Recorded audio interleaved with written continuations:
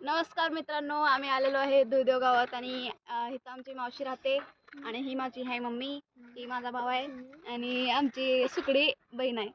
सुकडी मी पण सुकडीच आहे तसं म्हणाय गेलं तरी. आणि अजून एक आहे ती कुठे आहे? अजून एक तो पाठीमागे फिरतोय, ती बघतोय कोण कुठं कसं काय चल्ला पळून. आणि अजून आम्ही गुंजन ड्रायव्हिंग आहे शिकायला आलेलो आहे.